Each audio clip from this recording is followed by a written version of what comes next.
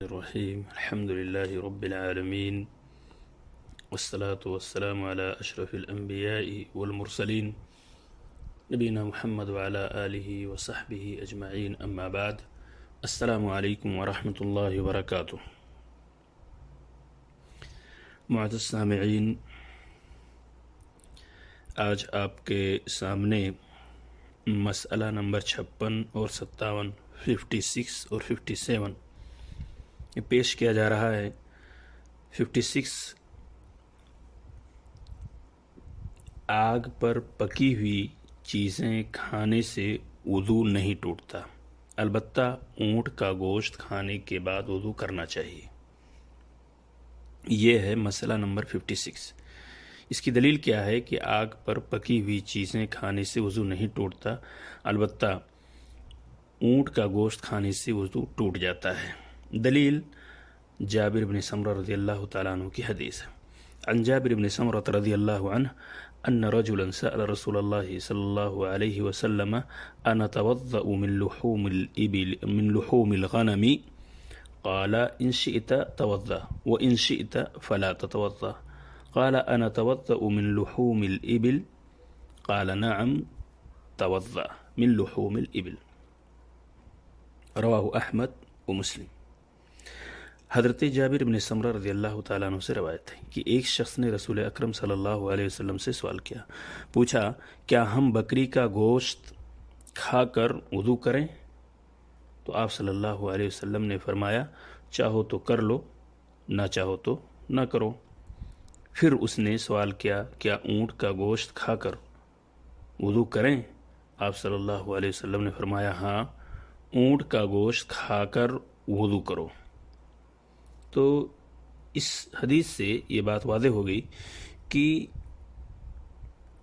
آگ پر پکی ہوئی چیزیں کھانے سے وضو نہیں ٹوٹتا ہے، البتہ اگر اونٹ کا گوشت کوئی کھایا ہے تو اسے وضو کرنا ہوگا، جیسا کہ اس حدیث سے اس کو صاف واضح ہے۔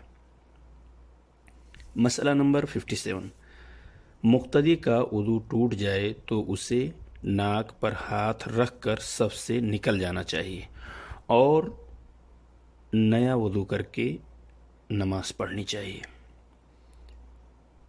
امام نماز پڑھا رہا ہے، پیچھے جو مقتدی ہوتے ہیں، جو نماز پڑھنے والے ہوتے ہیں امام کے پیچھے، انہیں مقتدی کہا جاتا۔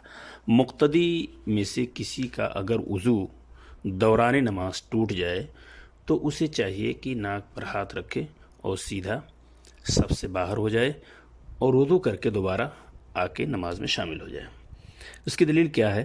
عن عائشہ رضی اللہ عنہا انہا قالت قال النبی صلی اللہ علیہ وسلم اذا احدث احدکم فی صلاته فلیأخذ بانفه ثم لینصرف رواہ ابو داود۔ حضرت عائشہ رضی اللہ تعالی عنہ سے روایت ہے کہ رسول اکرم صلی اللہ علیہ وسلم نے فرمایا جب تم میں سے نماز پڑھتے ہوئے کسی کا وضو ٹوٹ جائے، اذا احدث احدکم فی صلاته، جب دوران نماز کسی کا وضو ٹوٹ جائے تو وہ اپنی ناک پر ہاتھ رکھے، فلیأخذ بانفه ثم لینصرف، تو وہ اپنی ناک پر ہاتھ رکھے اور وضو کر کے آئے، وضو کر کے آ کے دوبارہ اس میں شامل ہو جائے۔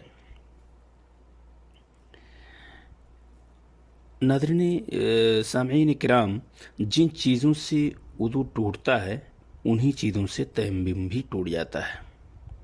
یہ ایک من باب الوضوح اور وضاحت کے طور پہ بات مناسب ہے کہ آپ سمجھ لیں، جن چیزوں سے وضو ٹوٹ جاتا ہے انہی چیزوں سے تیمم بھی ٹوٹ جاتا ہے۔ نیز پانی ملنے یا پانی استعمال کرنے کی قدرت حاصل ہونے کے بعد تیمم کی رخصت ختم ہو جاتی ہے۔ آپ کو اس سے پہلے بتایا جا چکا ہے کہ تیمم مریض آدمی کر سکتا ہے جسے پانی استعمال کرنے سے خوف ہو اس کی بیماری کے بڑھنے کا، وہ شخص بھی تیمم کر سکتا ہے، اور ایک صحیح و سالم انسان مریض نہیں ہے لیکن پانی کی عدم موجودگی میں اسے بھی شریعت نے اجازت دے رکھی ہے کہ وہ بھی تیمم کر سکتا ہے۔ اللہ تبارک تعالیٰ سے دعا ہے کہ اللہ تعالیٰ ہمیں اور آپ کو شرعی امور کو سمجھنے اور اس پر عمل کرنے کی توفیق عطا فرمائے۔ آمین۔ السلام علیکم ورحمۃ اللہ وبرکاتہ۔